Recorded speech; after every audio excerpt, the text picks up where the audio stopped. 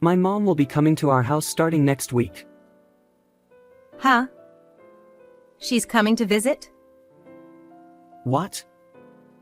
No, she's moving in with us. What?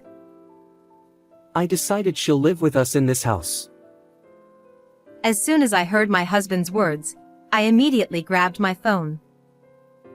My name is Daisy, and I'm a 32-year-old office worker. I've been married to my husband, Josh, for 4 years. We met at a group blind date 7 years ago and started dating shortly after, and eventually got married after 3 years of being together. Our relationship as a married couple might not be exactly the same as when we were dating, but I believe we have a reasonably good relationship. Of course, we argue and get annoyed with each other at times, but we've always managed to talk things out and find solutions. We've been together for 4 years, so I believe we have good compatibility. But just recently, something happened that could potentially damage our relationship. My husband suddenly quit his job. When I asked him what was going on, he said he had depression. Not only was the job stressful, but it seems my husband also faced severe harassment from his superiors. I immediately suggested taking legal action against the company and his bosses, but my husband expressed that he wanted nothing to do with them anymore. I felt deeply sorry for him, realizing just how much he had been emotionally wounded. I didn't realize how much my husband had been suffering all this time. He's been working hard for us, and I believe he deserves a break to refresh himself. Even though our income will significantly decrease, it's just temporary. I'll just have to work hard and cut down on expenses. Above all, it's crucial for my husband to focus on recovering and getting back into society as soon as possible. With this in mind, I put in my best effort to handle both household chores and work as much as I could. However, as 1 month, 2 months, and then 3 months passed, my husband's depression did not improve. When I asked him, "Why don't you start looking for a job? Don't you think you might be able to work?" But he replied, Just thinking about it makes it hard to breathe and makes me feel nauseous. He has been seeing a psychiatrist, but he said the doctor just repeats phrases you might find in a philosophy book and wasn't very good. At home, my husband had a good appetite and had normal conversations. I thought he would recover after about a month of rest, but that wasn't the case. While I tried to remind myself that my husband was sick and couldn't help it, the reduction in our income made it hard for me to stay calm. I found myself becoming increasingly irritated by his minor actions and remarks. Is dinner ready yet? Just wait a little longer. I'm starving. Why should I, who has been busy working all day, be rushed by my husband, who has been at home, to make dinner? After finishing his meal, he would lie down on the couch and wouldn't help with the dishes at all. Additionally, when I returned home from work, I'd often find clothes scattered around the living room, or the dishes my husband used for lunch left unwashed in the sink. Consequently, within me, there was a conflict between the desire to be kind with my husband because he was sick and the wish for him to at least do these little things. This inner struggle led to a growing sense of irritation. And amidst all this, an even more troublesome situation unfolded. When I returned home from work as usual, I found my mother-in-law unexpectedly at our house. "Oh, hello. What's going on? Why are you here all of a sudden?" What's the matter? Am I not allowed to visit my son? Anyway, why haven't you told me something important? Huh? I had no idea my son had depression. Is it my place to tell her? It should be something my husband discloses himself. Are you taking good care of Josh? You know, If a wife really supports her husband properly, these kinds of things wouldn't happen. Here we go. My mother-in-law has always been like this. Whenever something goes wrong, it's always my fault. In short, she starts criticizing and belittling me as soon as she sees me. Initially, after getting married, I used to visit my in-laws' house for Thanksgiving, Christmas, and other occasions. However, every time I went there, my mother-in-law would subject me to harsh bullying, so I gradually distanced myself from them. Thanks to that, I enjoyed several years of peaceful daily life, freed from my mother-in-law's presence. However, since my mother-in-law found out that my husband is at home during weekdays, she has started coming over frequently. Moreover, when she comes over, she doesn't help with any household chores at all. On the contrary, with both of them lounging around during the day, the house gets even messier, making cleaning up more challenging. And she stays until dinner time, criticizing my cooking and eventually leaving with an absurd accusation like, "It's your fault that my son got depressed." Because of my mother-in-law's behavior, my husband has started getting more complacent and shamelessly lazy. He bought video games without asking me and spends all day playing them, even when I come home from work. My stress keeps building up, so I decided to talk to my father-in-law about it, feeling like something needed to be done.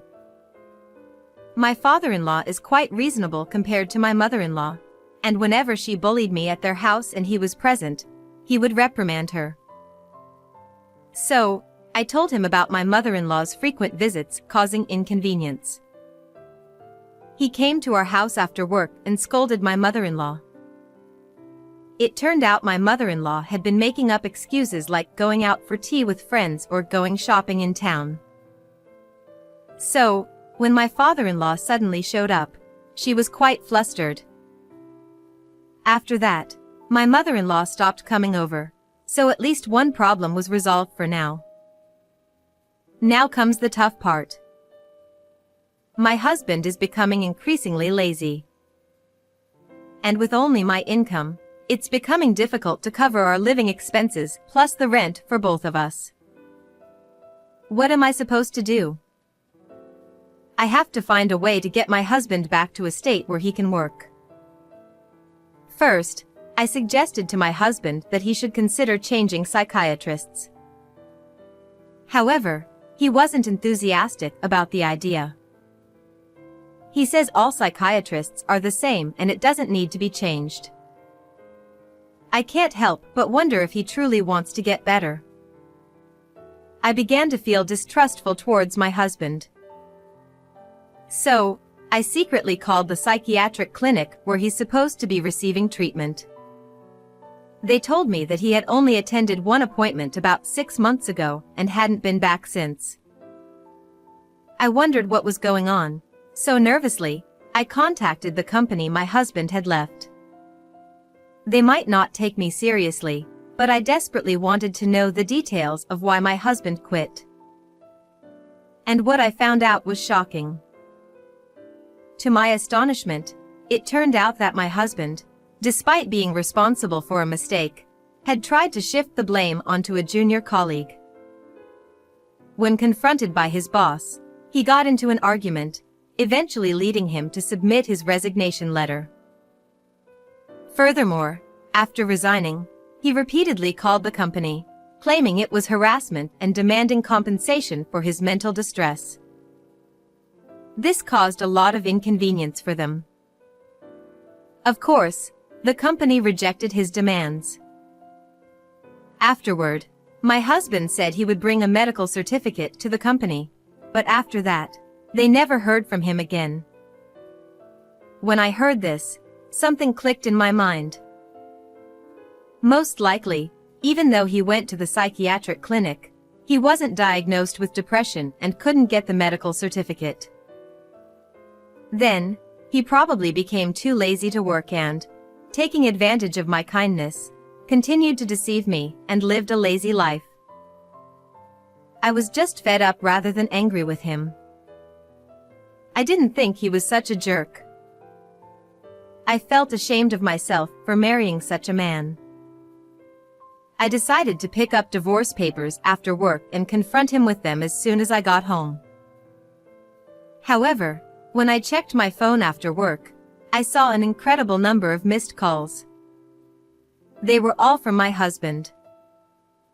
Wondering what could be wrong, I called him back, only to find out that my father-in-law had collapsed. I rushed to the hospital immediately. However, my father-in-law had already passed away due to a heart attack. There was no room for presenting divorce papers anymore. Instead, we were caught up in preparing for his funeral. Since my father-in-law had been very kind to me, I wanted to make sure we gave him a proper funeral. Now, a month has passed since the funeral, and things regarding my father-in-law's funeral have settled down for now. Then, one evening during dinner, my husband said something like this. My mom will be coming to our house next week. Huh? She's coming to visit? What? No, she's moving in with us. What? I decided she'll live with us in this house. As soon as I heard my husband's words, I immediately grabbed my phone. I'll call a moving company since I need to move my belongings. Ha! Oh, hello. I'm calling because I need help moving my belongings since I'm moving. Yes, that day works for me. All right, thank you very much. Hey, wait a minute. What's going on all of a sudden? Moving? I don't understand. I'm leaving if your mother moves in here. Which means I'm divorcing you. Ha! Divorce. I fetched the divorce papers from my room and confronted him with them. Wait a minute, calm down. Why do you have divorce papers ready? Did you think I wouldn't find out? Ha! About why you quit your job. About not going to the psychiatric clinic. I know everything. What? Deceiving your wife, and on top of that, planning to live with her mother-in-law who continues to bully her? That's insane. I don't want to be with a man like you anymore. Let's get divorced. My husband refused to sign initially. Then maybe I'll hire a lawyer to claim compensation and divorce you. When I casually threatened him, he quickly signed. Well, that's to be expected. Because he was unemployed and had no income. I left the house with the divorce papers and my belongings.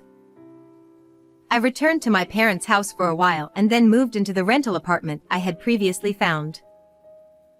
As for my ex-husband, he continued living in that apartment, but since the rent was expensive, he quickly became unable to afford the rent and had to move out. Moreover, my mother-in-law was pleased to be able to live with her son, so she ended up selling their family home. With no home to return to, my ex-husband reluctantly lives in a small apartment with his mother. However, he lacks the motivation to find a job after being unemployed for so long, and they're forced to live a poor life relying on his mother's meager pension. Absolutely, serve them right. On the other hand, I'm enjoying a comfortable solo life in my newly rented apartment. For the time being, I plan to enjoy my single life while saving money for the future.